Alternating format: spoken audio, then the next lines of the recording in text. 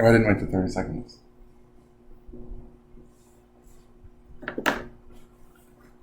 That's a great face. Hey guys, how you doing?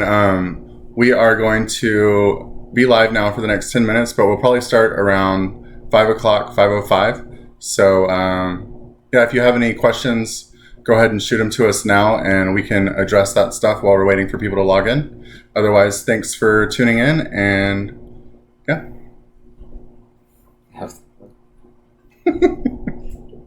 People need to know there's a delay because this is weird watching yourself and Yeah, that's why I said we should probably... 4, 3, 2, people are like running.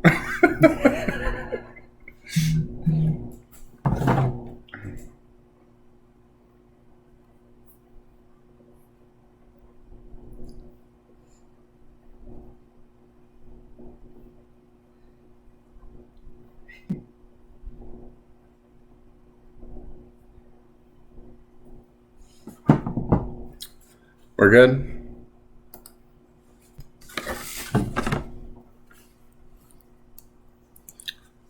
I guess I don't need to type back to you since you can hear me. Hey, Letitia, how are you?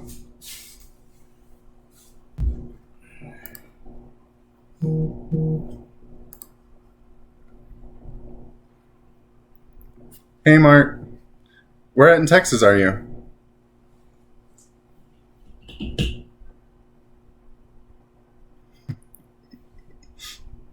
It needs to, like, this part not be here so that we can...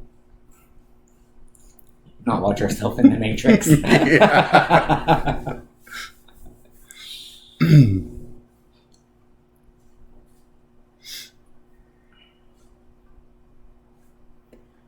Oakwood. Where is that in relation to a big city? Do you know where Oakwood is? Texas? No.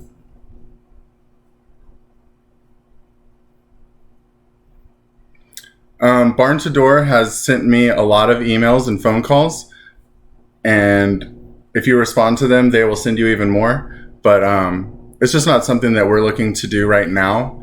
We're more interested in setting up our own kind of distribution system. But if it seems useful to you, you might, check into it. I think it's kind of expensive. So, yeah. I don't know what y'all are talking about. Barn to Door is a company that will set up an online store for you and help you manage your inventory, and they'll take orders in and then tell you, kind of the same thing that we do on our own, but you pay them for it. If you have the money for it. Yeah. No, you're right on time. We are not starting for another 7 minutes.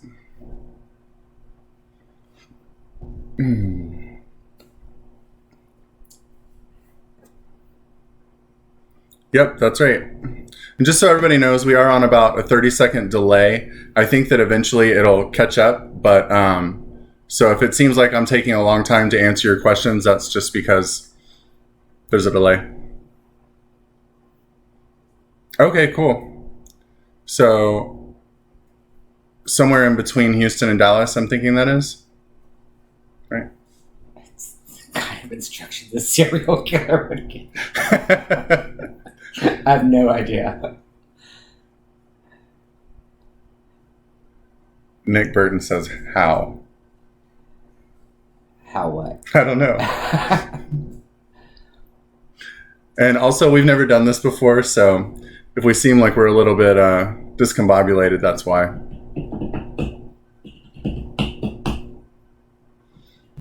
Shit. What'd you say? I can't repeat that. This is a family audience. Actually, we did select not for kids. Okay. Do you do marketing outside of Facebook and Instagram? Not necessarily. No. Not really Word much, of mouth. no. Word of mouth would be the main other one. Mm-hmm. Buffalo. What is? Mile marker I-79 at Buffalo? I don't know. Once again, All right, I'm going to look it up. No, because then you can't see the things.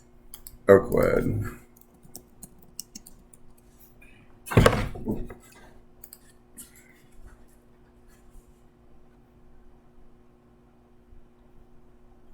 45. Okay, so in between Houston and Dallas. Okay. In between Waco and Lufkin. By Buffalo. Okay, so we do drive through Buffalo. Okay. I bet that's pretty out there. Yeah, I bet it is very pretty. This is that was that national park we drove through that one time coming back from Louisiana. Mm-hmm. Are any of your chefs still running?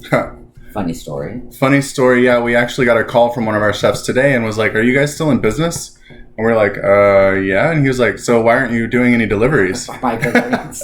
And we're like, well, I guess we assumed that since everything was shut down, that that you wouldn't be needing microgreens, or at least the expense of it. And he's like, nah, man. He's like, let's reduce our order by about 40% and just go back to twice a week. So we'll be putting out a mass email very shortly to all our restaurants, letting them know that we are still in business, and when they're ready to let us know to avoid that situation again, because that money would have been nice for the past couple weeks. Hey, Mark, you should get together with Michelle of Farming the Future about working with schools, because she does a lot of work with them.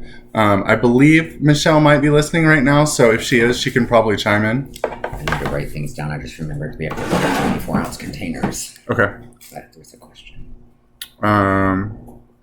Your new salads are gorgeous. What size are they? Thank you so much. They're 24-ounce salads that we're selling for $8, and they're definitely slightly underpriced, but selling. They're selling very well, so it's helping us get rid of all of our product.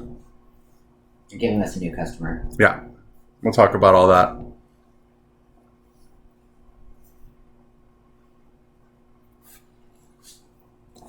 I was thinking about this before we left. This is a must. If we don't order it now, we'll run out in like a week or two. Okay. I'll do that after this is done.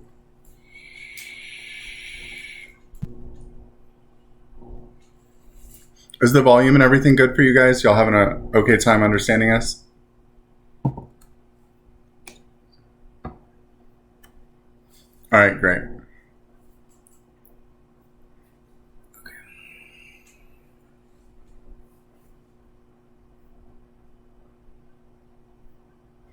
Okay, cool.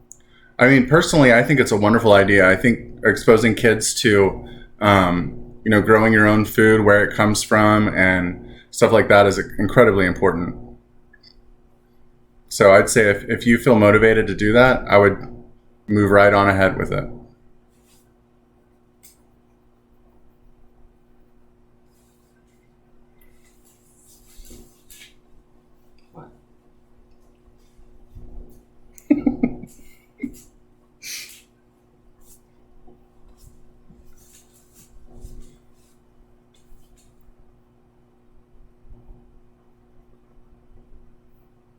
Hey, Nick, do you want us to start at 5, or you want us to wait about 5 minutes for people to join in?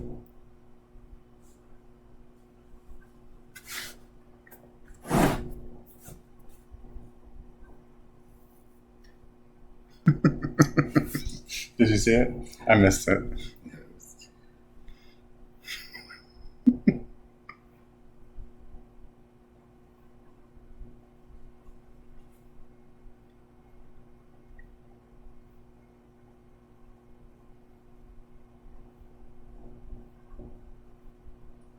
Okay, we'll do.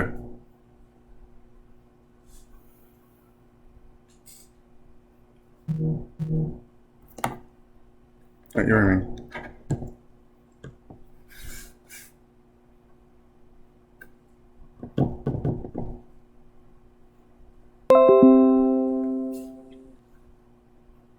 If you are on time, then you are late.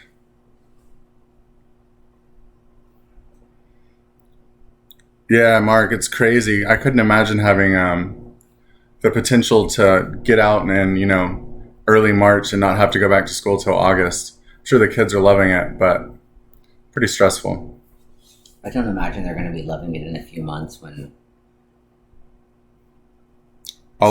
everything is still like not going right and their parents aren't happy and they have no it's having no structure is kind of jarring. Hi, Jill. How are you? All right, guys. So we're gonna go ahead and get started. And so basically, the way this is all gonna work is we've created an outline. We're gonna talk for probably about 30 minutes or so, and let you guys know, who we are and what it's been like going through this mess and what we've done to conquer it.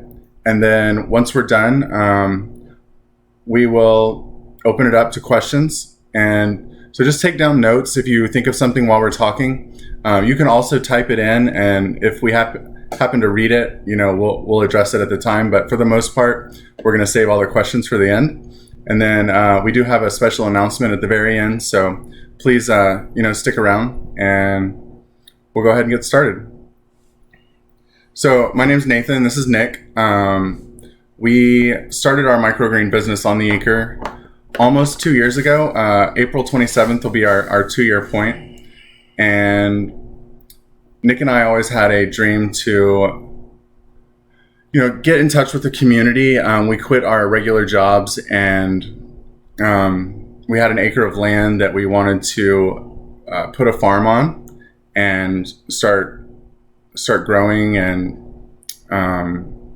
it took a lot of, testing and practice and trials and tribulations, but eventually we did land on microgreens and got our first customer who all the way until last week had never missed a delivery for almost 2 years.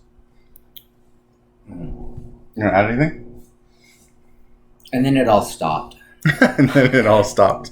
That's where we're getting to, right? Yeah. Yeah. So one of the things that we did with our business was we're very diversified. So to tell you about some of our clients, we have restaurants, we have bars, we have pastry chefs, we work with caterers, we work with both small and large restaurants, farmers markets, we have a home delivery subscription service. I missed any? No, that pretty much covers it. Okay.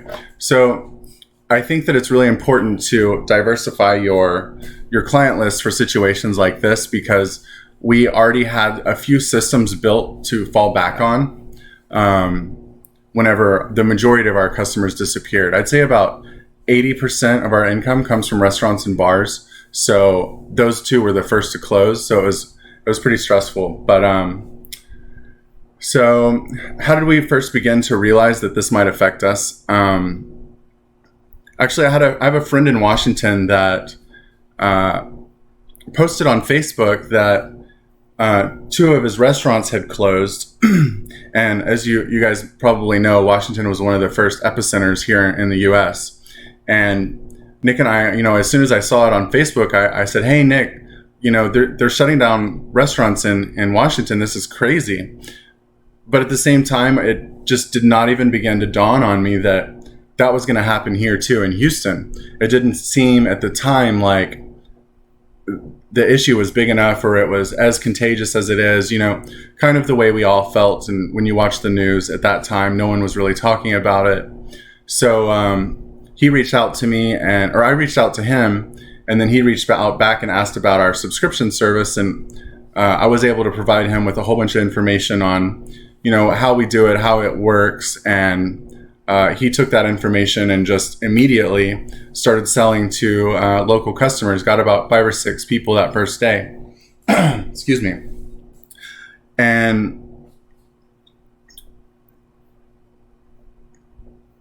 it was really sad to hear that this guy who I'd been talking to for about a year his business was going under.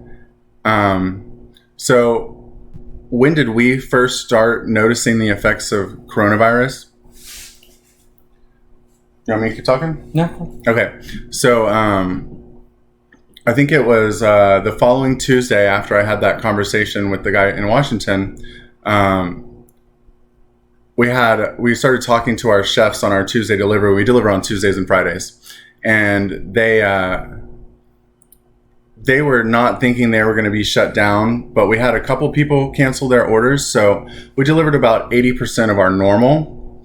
And that evening, it was announced on the news that all bars were to be shut down immediately as of midnight that night, and all restaurants could only do curbside pickup or to go, and no one was allowed to go inside.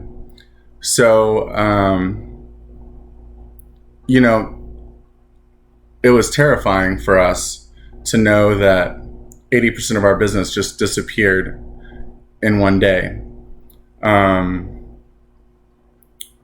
So the following Friday was our first delivery where we had no customers and no deliveries, but we had actually harvested everything for them that Thursday night before.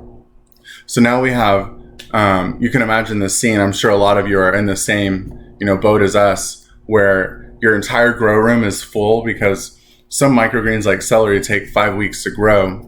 And then you have a ton of product that you've harvested and you're like, what in the world are we going to do with all of this? I think it's like for us, maybe like a lot of other places, when that drop off happened, we were at the highest capacity of output that we'd ever been since the beginning of our business. We have just purchased new racks that we were having to send in to expand. We had a new room that was finished. We had so much product. And like Nathan was just saying, from Monday to Friday, within the span of a week, we went from having all of that product basically sold to having almost none of that product sold. And then, to give you guys a frame of reference money-wise, we typically make between $4,000 and $4,500 a week, and all of that income disappeared. We weren't quite sure what we were going to do. We knew that we had this subscription program that we had been doing for a while, and it generates only $120 per customer over 3 months, which isn't huge. But we had all of our Acre mix, which is our rainbow mix, already harvested. We had tons of it, along with all of the other species that we have growing. So, over the next couple days, it was kind of hectic. I would say it was kind of panicky, but I say it was kind of a controlled and channeled panic, in that we had a team meeting and we did an hour to 2 hours of how are we going to survive in the next 3 months, in the next 5 months. And we all just hashed out ideas and put them down. No idea was a bad idea. And it was just a pool of things that we were going to pull from. And however many rocks it took to throw into this pond till something caught, until we made a big enough ripple, is what we were going to do. And direct-to-market salad was one of the first few things we tried. So to give you guys a little bit of extra background on us, we're called On the Acre because we have an acre of land that we've been trying to build on for about 2.5 years now. And we've never been able to get the cost to build to be within our budget. So Nick started looking for properties and actually found one that is perfect for us. So we had actually made an offer on this kind of like concurrent with all of this stuff going on. So when you talk about, controlled panic, we're in this situation where we just made an offer on a piece of property that's perfect for us, while at the same time losing 85 to 90% of our customer base. So I say all that to say that there was a lot of incentive for us to figure out how to keep our business alive. Agreed. I was trying to figure out where you were going with all of that information. But yes, I agree. That was a huge motivator into getting us to be efficient and react in a positive way versus just Chicken Little, the sky is falling kind of thing. Yeah, I was Chicken Little, the sky is falling. So Nick wanted us to he kept telling me, put out on Facebook that we have these microgreen salads. Let's do a special where for everyone that has purchased, we'll donate one to a local food bank or a local school that provides lunches for kids, or elderly homes, which we had to eventually take that idea off because they don't want anything being brought there in case it does get spread there because they're extra susceptible or whatever. Excuse me. So I made a post. I'm part of a local Facebook group called Bay Area Food Lovers that has about 28,000 members and is run by a really awesome lady, Jennifer Lopez, and J-Lo. And she typically does not allow any advertisements in that group. So I didn't know if she was going to be, if we were going to be able to put anything there. But I reached out to her and she said, yes, absolutely. This is exactly what the group's for. So I made a real detailed post about, our microgreen salads, what's in them, and that we would be donating an equivalent amount for every one purchase. The same thing we do with our antlers at farmers markets. So we kind of had a background in that. But over 2 days, we had 83 salads ordered, which was crazy. But what Nick did was he took our Acre mix, and instead of putting it in, what I would have expected size-wise, he made it quite a bit bigger. And then we have just tons of edible flowers that are ready to go and harvest, but no one to buy them. So he took all of these flowers and put them all over the salad, added nasturtium leaves and, all this extra stuff that our chefs typically would be buying, but isn't in our micro mix. And, just really made them beautiful so that we could take more pictures and stuff like that. And I say all that to say that it was a real hit. So if you guys do have extra microgreens you need to get rid of, I would highly recommend the salad. And if you have flowers, put them in there. And so let me look at our outline, figure out where we're at. Following Tuesday, we delivered 80% of normal. Wednesday, Friday, no customer deliveries. Well, we can talk about what it was like systematically within the grow room to change from that. We didn't plant for a couple weeks. Probably not every day feels like a week now. So we didn't plant for maybe like 7 to 10 days whatsoever.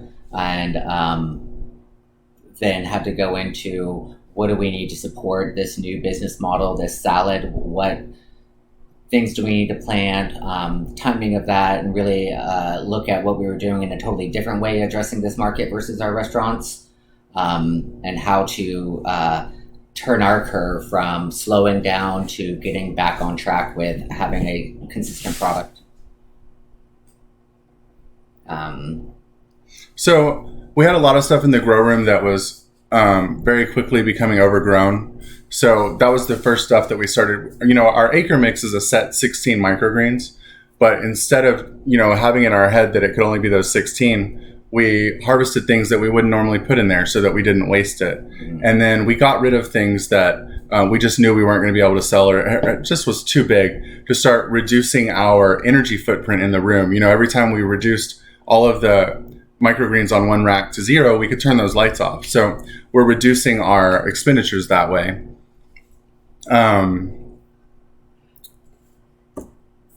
To hit on what Nick was saying about the things we had to do to rearrange our business model, I had Jana come in, one of my employees, and we set up what's called a Google form. We created an online store that contains all of the products that we normally sell at a farmer's market, but instead it's an online store. And there's probably a million different ways to do this. We just had experience with working with Google Forms. And so that's what we did. We added pictures to it and we posted it on Facebook, and then we shared it to our local foodie groups. And so now we're getting orders for more than just salads. Now people are ordering our pesto, which is made from our microgreens, our salsa, which is made from our microgreens, our farmers kits, which is a great, I would highly recommend selling that to your community right now, because so many kids are at home with nothing to do, and parents are getting super annoyed by their kids being at home with nothing to do. So I think we T-shirts. sold, t-shirts as well. I think we sold 6 or 7 kits this past week, like 80 or 90 salads again. Overall stories, we are still not below. We managed to salvage the month, and we're not going to lose our income, the same income we were getting from that very first client, Murray. We won't dip below that. So we've kind of cut off our bleeding. We've stopped, the purging, and are right now exploring a whole new clientele, expecting our Other customers who had to stop business also to come trickling back, and feel that we've really set ourselves up good to take off again as soon as things turn around, while being of service to the community and providing them things that they need right now. One thing that Nate and I, we've always said is like if things ever got rough, if things got apocalyptic, that we would have exactly what everybody needed. Food. Food is the thing that there's the one thing now that people are willing to spend money on, and a lot of money. And we had to change what we were doing to make it into their houses and to get that money. But it just, I don't know, it's kind of gratifying to know that we were able to turn that corner and still keep our business alive, and do so while a lot of other people are losing theirs. And it's been very empowering. Yeah, very. I think that it's really easy to feel, woe is me, the sky is falling, our business is dying, what are we going to do now? But Nick and I, to just kind of further elaborate on what he was saying, we see this as an opportunity to explore a market that we had mostly been neglecting, because it's really easy to get a restaurant customer. It's much harder to get directly into the homes of your neighbors. And yeah, dollar wise. Yeah, definitely. And so what this has done is it's given us this platform where people are scared to go to the supermarkets. So we make sure that they know that we're doing everything we can to protect their health. We stopped letting people on the farm.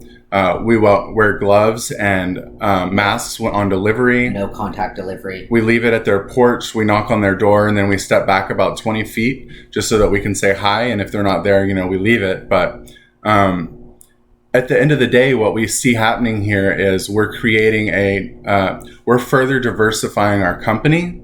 It's not necessarily that we've lost our restaurants, because they're all there still.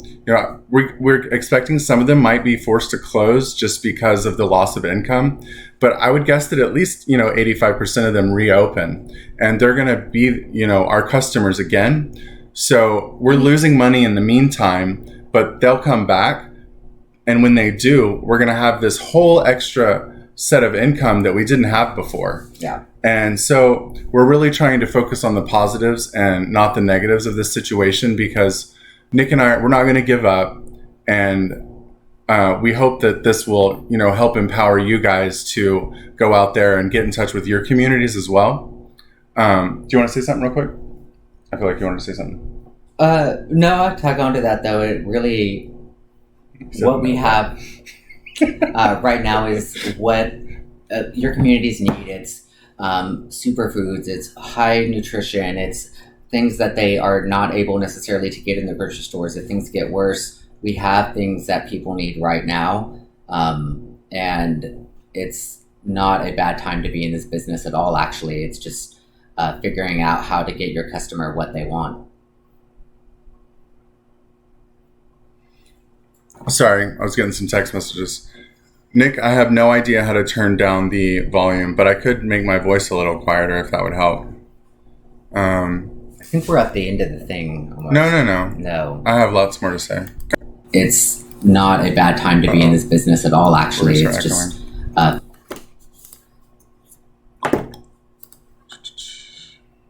Do you see? Oh, not that one. Okay, I think I turned down the volume a bit.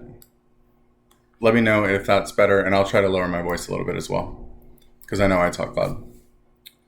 I already even went to this. I know, I see that. But we have to talk for longer.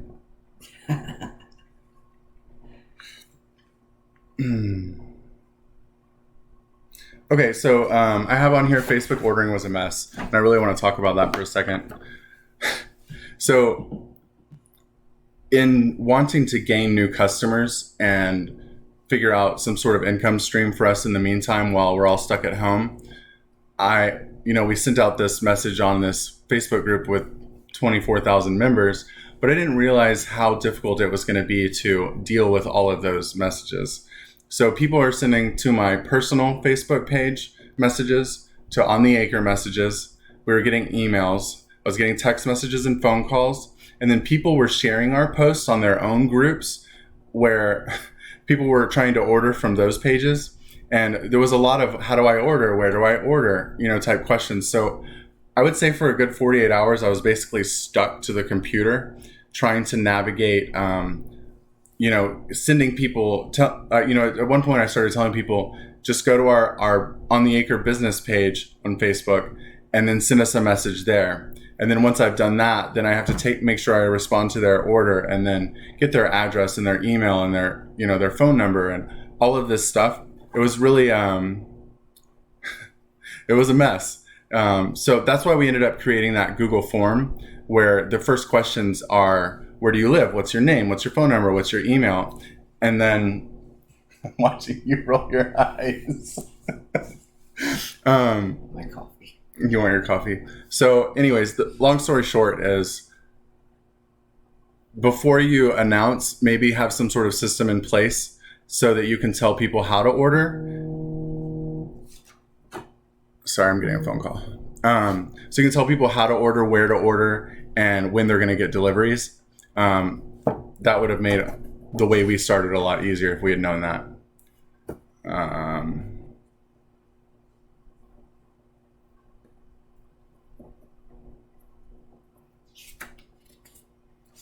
I have on here, be willing to lean on your community so they can lean on you. I think that's really important. So when we made our posts, we made sure to let them know that, we have 2 employees that we're paying. And if people aren't willing to buy stuff from us, then we aren't going to be able to pay them because we will run out of money. So being able to put yourself out there and say, hey, we're a small local business and we have something that we'd like to sell to you. And if you support us, we'll help support you. And so we give them a really good deal. We made sure that we donated over, I think it was 88 microgreen salads to Mattress Mac of Gallery Furniture, which was a really cool experience. Nick did all of that and really took charge. It was pretty cool. But we got 88 free salads into the hands of people that wouldn't have eaten otherwise. So that was super, super cool. But be willing to let people know that you need help. And we found that when you do that, they reach out and they definitely do help. So it's been pretty cool. I said doo-doo.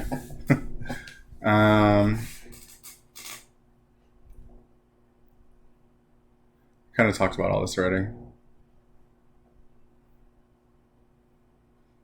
Yeah, so we didn't talk for super long, but I'd like to open it up to you guys to ask some questions. And as we go through them, I'm sure it'll hit on other things so that we can, yeah. So go ahead whenever you're ready.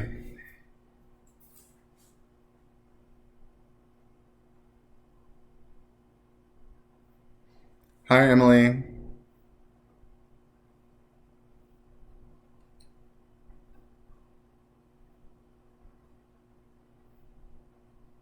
Oh, that's a great question. I can just go on about that. Okay, embracing Juju. Nick's going to talk about how I can market today's world.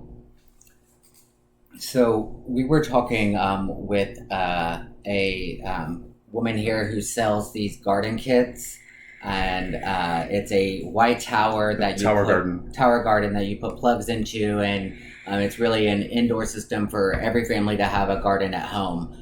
And she was one of those people that we reached out to when I had said we brainstormed, and we talked to her about growing starts for all the people she's selling her towers to. During our conversation, she mentions that her sales are really up, and she was feeling guilty about her sales being up and about somehow profiting off of people's misery. And this is what I told her, is what I've been telling Nathan. We're not selling frivolous things. We're sitting on a gold mine.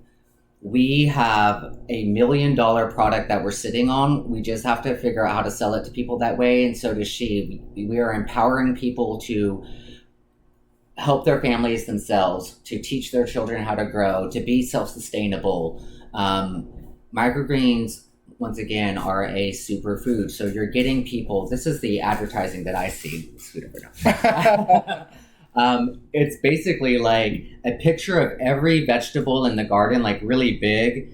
And we have 16 plus 20 in our mix. And talking to people about, do you see every vegetable here? Do you want to know that your family is getting the nutrients that are in every one of these vegetables in meals? Can you, how would I go? You can't eat all of these in one sitting, but you can eat a microgreen salad and know that you're getting all these things. People who don't like vegetables, that's awesome because these are small, they're easy to eat, they go great on anything. You don't have to prepare them. We sell them prepared. They're washed, they're cut. You can put them directly on your food and not have to do anything more. It takes time away from preparation. There's so many things that sell what we have right now. It's a gold mine. Yeah. So to touch on what he was talking about with the tower gardens, did you talk about the starts and everything? Well, yeah, but just in relation to us giving her a pep talk and letting her know that the selling points of what we're doing now and what we're offering our community is like everyone realizing all of a sudden what's important in life and, oh my God, I need to feed my family. Oh my God, what am I feeding my family? And just to realize that it's why we're farmers. It's why we're in this business. It's to help people. And you can't help people that don't know they need help, but all of a sudden people know they need help and we have what they need. Yep. And there's not a guilty feeling about that. It's just about the market recognizing something specific at this point in time. Yeah. So, all right, Craven Local Food Market. Oh, I'm sorry, Leticia. How do you price the salad and are you concerned about the cost when business picks back up? So we started it at $6. That's because I thought he was making an 8-ounce salad. Turns out he made a 24-ounce salad. So we sold about 83 of them at that price, and I was kind of freaking out. But at the same time, we were getting rid of product and we were having income. So we were okay with that. Whenever I created when we created the store, the online form, we changed the price to $8, which seems totally reasonable for the size of the salad. I could probably get up to $12 on a normal day, but right now I think $8 is fair for everyone, us and the customer. I don't think that we'll probably change it in the future. Since we are, working on purchasing this new piece of land, hopefully we're going to have a much larger growing capacity. And so I think that we'll probably stick with that. I think the salads they're incredible. They're so beautiful with the flowers in them. And if you haven't seen them, definitely go to our Facebook page and check them out because they're really cool. But are we concerned about the cost when business picks back up? Personally, I'm not. No, because when we have our restaurant business, when we have those like big ticket customers, they make up for everything else. This is growing a customer base that we would not have approached, not that we didn't have access to, obviously, but that we would not have approached in this way. This is the beginning. This little salad directly to their customer is putting our product on families' tables everywhere, and it's going to create the foundation for something probably much bigger than our restaurants, obviously, if we do it right. Yeah, I totally agree. And it really aligns with our core values of connecting with the community. Another cool thing that we figured out that you just had pop in my brain was, so going to farmers markets is a great way to get in touch with your community. And right now, there's no farmers markets. And what we've basically created is a virtual farmers market. And I know that other people have done this, in lots of ways. But we're selling all of our market products online, and we're actually making more money in a week than we would on a Saturday. So if we're able to cut out going to farmers markets because our customers know that we have an online store and they can get deliveries all month long, it's really good for us. I think that it's more efficient. It saves us money. And the purpose of the farmers market, why we participated in that revenue or why we participate in that type of a market was to get access directly to our community, to be a face, to create the grassroots buzz. And that was a purpose. Whether we made a lot of money or didn't, we were standing in front of a person who wanted to know what we were doing and who was willing to buy or invest in that. If we can do the same thing without having to go through all that expense, then that's just another silver lining to what we're doing right now is we're going to save money by not doing that. Yeah, absolutely. Okay. So Any other value-added foods you're working on adding for retail? Pesto, oils. So currently on our order form, we have our pesto, which is made with our Acre mix. We have our salsa, which is made with our Amore mix. And then we have our microfarm kits, which uses 2 5x5 bootstrap farmer trays, a 5x5 clear dome, and then a couple bags of soil, a couple bags of seeds. I think that the total cost is about $5 to us, and we sell them for $20. So really good value added there. We just came across a new product today that I'm super excited about. It's a focaccia bread. If you look up landscape focaccia, basically you just make normal focaccia bread and then you add, this person did fennel and dill and asparagus and sliced radish and Kalamata olives, but made it look like a big landscape. And I see the ingredients to make the bread are super cheap. And instead of, being so artsy about it, we could just use some of our excess microgreens over the top and cook it into the bread.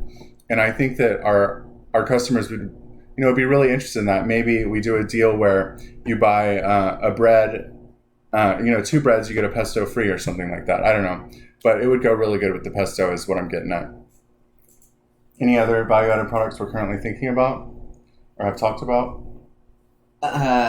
Maybe not new, but we have talked about expanding some of our current products. One being the farm box you were saying. Instead of just having it be the starter kit, which is comes with pea tendril and sunflower, black oil sunflower, turning that into a garden start. So it would have 6 to 12 varieties, and it's with the intent of not just a learning thing, but someone who's going to start a home garden. So ways that we can expand on things that we know are working and we are getting traction with. Yeah, so adding things like tomatoes, cucumbers, cauliflower, we don't have that. Onion. Cabbage, onion, all the typical carrots, your basils. heritage garden kind of Exactly. stuff. Making a garden kit. I think that people would really jump on that right now because people are worried about the supply of food and supply lines breaking down, and having, just that little bit of added security, whether or not you could actually feed your family or not. I think people are really interested in learning how to grow food right now. Good. I agree. Let's see. We grow the Bentley of food. So Brandon agrees with you about the vegetable, a whole garden in your mouth. Yeah, no, it's honestly okay, so I picture that thing going this way too, somebody eating a huge elephant ear, and do you feel like this when you're eating your vegetables, or a plate, just a little bitty plate covered with a mound of vegetables, and being is this why you don't eat vegetables? And then showing all the things, and really when people understand that they can't, it's living vitamins, garden vitamins is, it's... Yeah. All right, so Emily says, I'm curious about the price and size of the salads. I think we talked about that. So it's $8.24 ounces. I'm selling bag salads to neighbors right now at $2 an ounce, but not sure how the profits will work out switching to boxes. All right, so first of all, if we aren't selling salads right now because our restaurants are closed, then we're not making any money. Mm-hmm. So kits and stuff like that, but salads is the main thing. No. I'm just saying, when talking about microgreens, she's talking about selling at $2 an ounce. Is that enough? Because she's worried about if you're selling anything right now, you're doing good. Yeah, that was the whole point. Yeah, what we're doing is if you can keep dollars coming in, no matter how much, keep your lights turned on, you are succeeding right now. Yeah. Because other people are not. Exactly. Now, our containers, our 24-ounce containers, I think cost around 36 cents each. And everyone that's a microgreen grower, I know, Emily, that you are, the ratio of seed cost to selling microgreens. I don't know exactly how many ounces we have inside of our 24-ounce. I would say it's probably, but we have 6 ounces in a 64-ounce, so about 2 ounces. So we're selling 2 ounces for about $8. So I definitely think you could increase your price.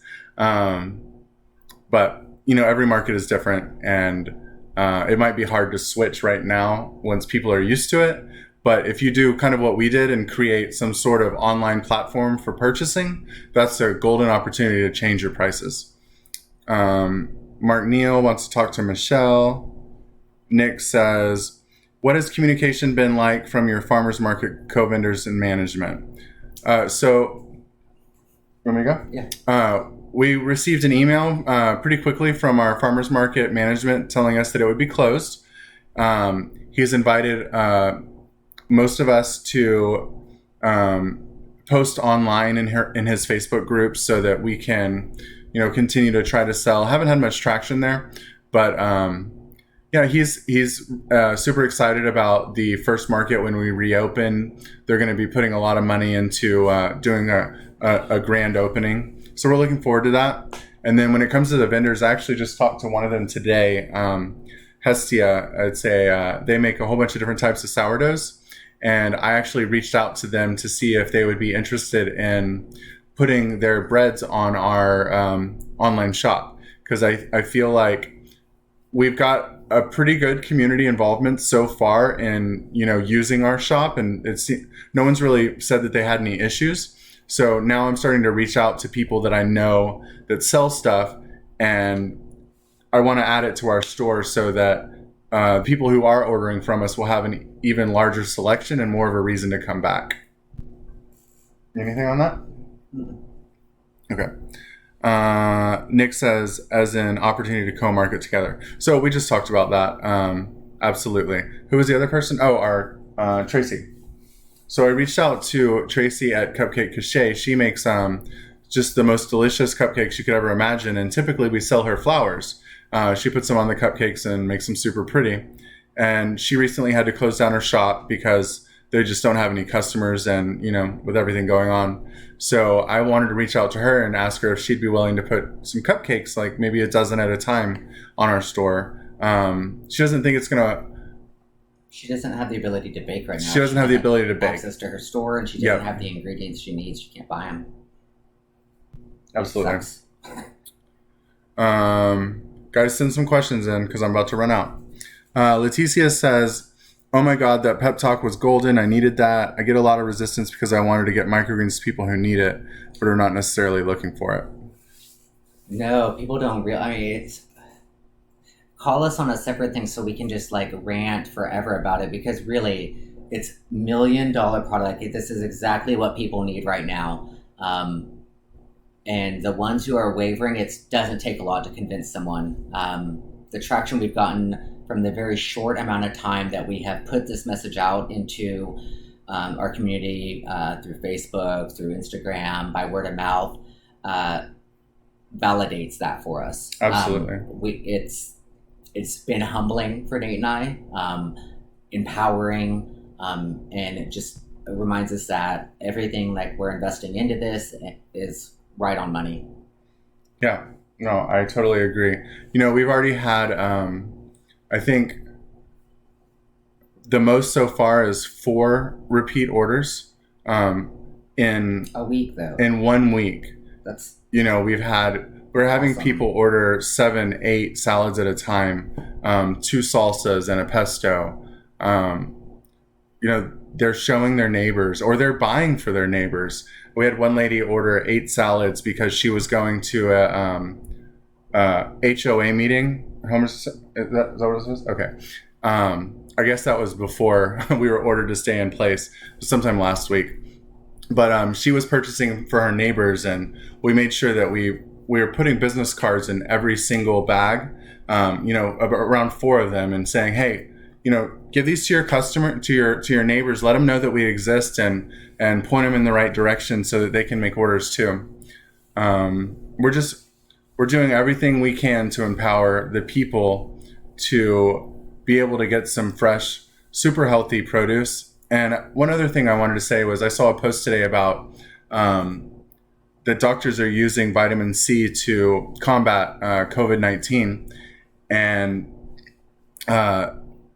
7 of the microgreens that we grow are incredibly high in vitamin C. So I'll be putting out a post about that sometime in the next couple days. But letting people know that that not only are these salads have probiotics and plant protein and essential vitamins and minerals, but they're also really high in something that is being used by doctors to combat the virus.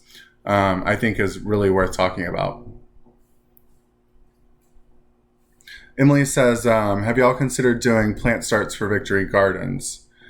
I'm going to say first, what is Victory Gardens? And I'll give you time to respond to that. Do you know what Victory Gardens is? No, that was my question too. Okay. I know what plant starts are though. Yeah.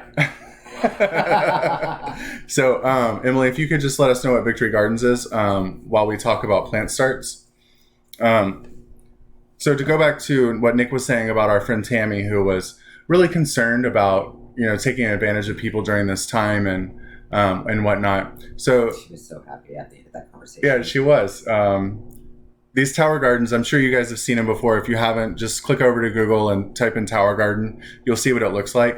So the owners of these gardens, some of them have started growing their own starts and created a business behind it where they grow starts to sell to people with tower gardens.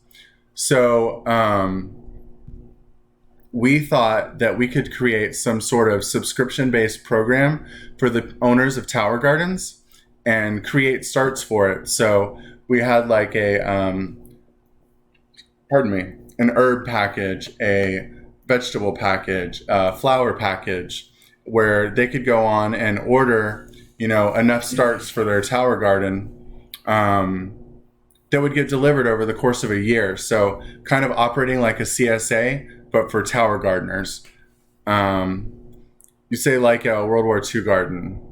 I think I was just reading something on like the news about those kinds of gardens, actually, an article about how everybody during that time, there were like community gardens that people actually like grew their food at. Yeah. And they were like co-op. Yeah, I did. That's what I read about. So I think you bring up a really awesome point, Emily. I hadn't thought about, I guess the tower garden idea was along the same lines that if people are buying these tower gardens at a massive rate right now, it's because they're wanting to create their own food for their family to make sure that they can always feed their children or their grandparents and whatnot. And I guess these Victory Gardens kind of held the same sort of ideals in people's heads, private gardens where they're planting their own food. So, yeah, I think that's a wonderful idea, and I will reach out to the community and see if any of them would be interested or are building their own gardens currently. Yeah, I think that's great.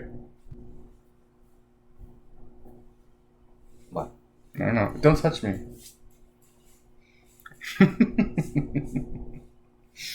What else you guys got? We got about I'm gonna step off. 17 minutes. Nick's gonna go take a break.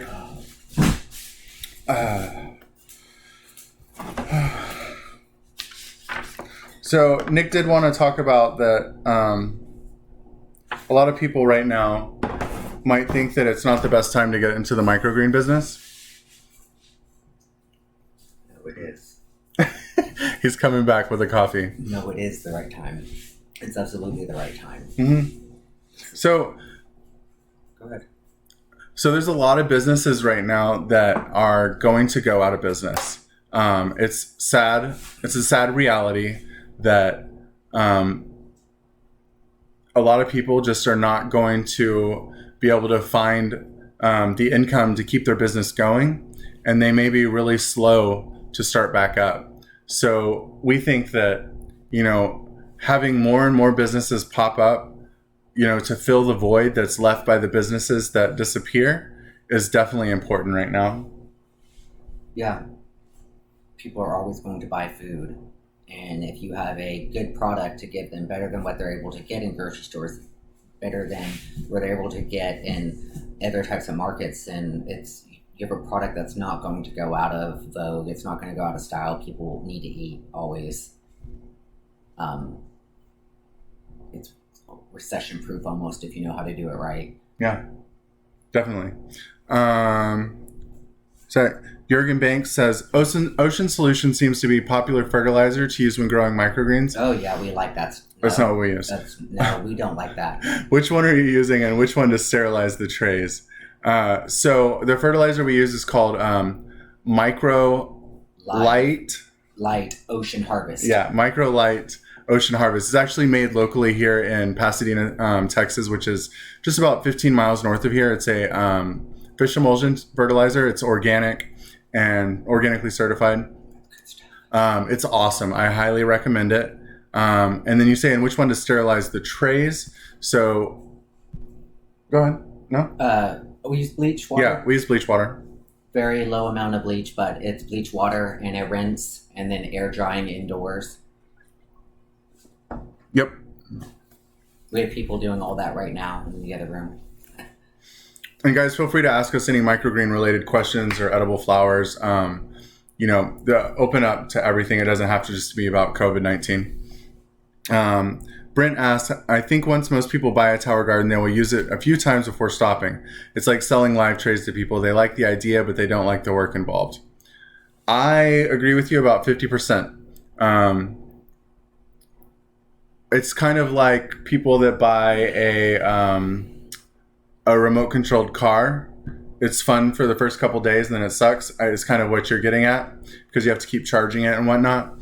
But people right now are super motivated to be able to grow their own food because they're scared right now.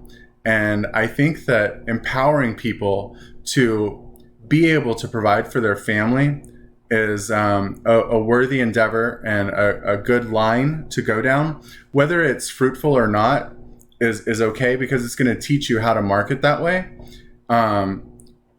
And then it's like selling live trays to people. Yeah, we don't sell I guess our subscription is live, and a lot of our restaurants in Houston, not that we sell to, but that other people sell to, have been using live trays for years. I look at it this way. That specific tower garden, they're not going to use. So I just came out of fashion. You buy clothes all the time, and you're not going to wear them in a month, right? Or if it's a really nice setup, whatever, you're going to hold on to it. But the point is that you're engaged with that community, meaning that people who are buying these tower gardens want to know more about growing their own food, growing food at all. What are plants?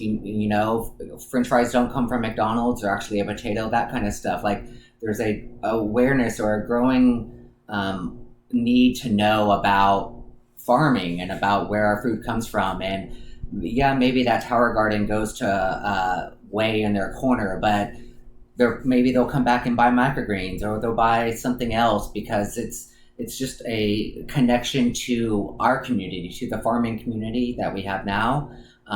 So I look at it that way, is whether they use it in 4 months now or not, that's not the point. The point is that they're engaged with us and they're buying that then, and we're going to keep them engaged and have something that's just as interesting to buy. If it's not replacement for the garden, it's going to be something else because that they're an audience. You created that connection. Audience. Yes, exactly.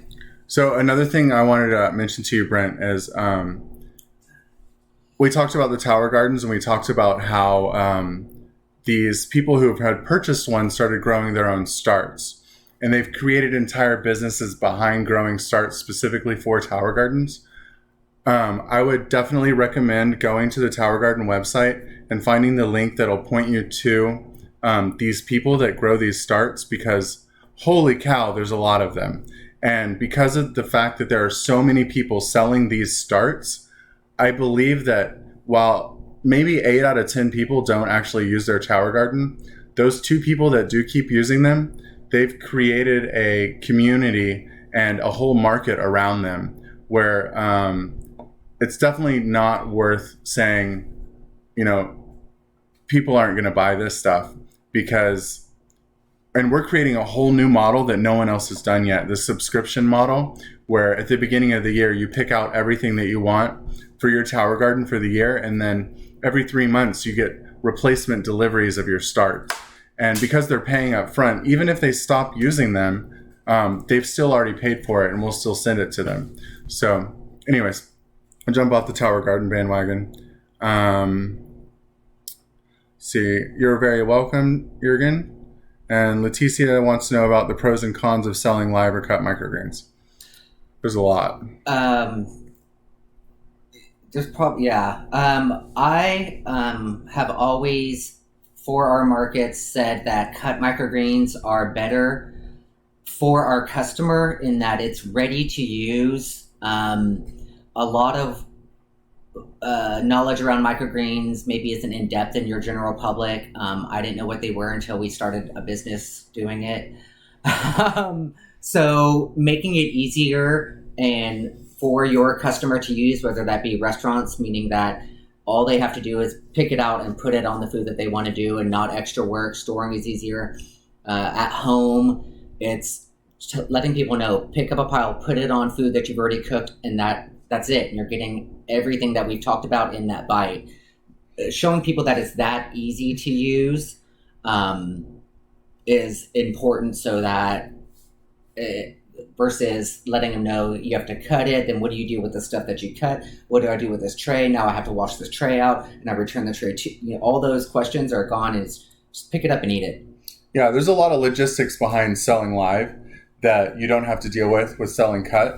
Another con of selling live is if there's a little seed in there that decides to turn moldy while it's at the restaurant or at somebody's house, how are they going to react? Are they going to blame you for it?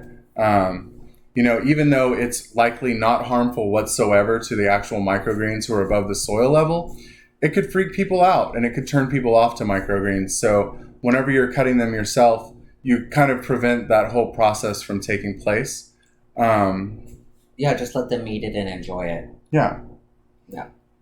And I think that a lot of the drive behind selling live is that people think they're going to get a fresher product. And granted, it is fresher if it's cut that moment. But you also have to be able to take care of it and know how to take care of it. So a restaurant has to have the right space, the right lights, the right temperature, the right humidity, all those things that we're able to control inside of our controlled environment agriculture. They can't do in a restaurant. Also, not supposed to have soil in the restaurant. So we really shouldn't sell live to restaurants. We do cut. We do cut, yeah. We definitely prefer cut, but we always have on our price sheet that live is available and no one ever goes for it. So I would say that from our perspective, people choose cut over live almost every time. Yep. All right, guys, it is 5:53 right now. So thank you guys all so much for coming. And I wanted to let you know that we are going to offer our microgreen course, The Business of Microgreens, on Urban Farm Academy. Brandon, if you can link that in for people for half off for the next 24 hours. So if any of you guys are interested in learning how to grow your own microgreen business, you'll get access to our private Facebook group where we allow people to, come in, ask questions, we answer them. I take phone calls fairly regularly from our students. It's a really great thing, and we're offering it for 50% off so that you guys can take part and join up and help and grow our community. And we know that everybody's kind of suffering right now, us too. So it's a great time to get in the business. It's a great time to get in the business. I definitely agree with Nick. Yeah, that's it. So if you guys don't have any last minute questions, we would just like to say thank you so much once again for coming, and go out there and kill it. We really appreciate it. Oh, the password, did I say it yet? No. Okay, so if you want to buy the class, the password is going to be Acre. So it's a capital ACRE, just like that. And then you go there and look for the business of microgreens. Thank you both. You're amazing. All right. Thanks, Aunt Emily. We really appreciate the kind words. Hey, Mark. Hey, if you're ever in Houston, once all this dies down, definitely come by and we'll give you a tour of the grow rooms, but not until everything's back to normal. All right, guys, y'all take care. I'm going to go ahead and end the stream now, and we'll see you soon. Thank you.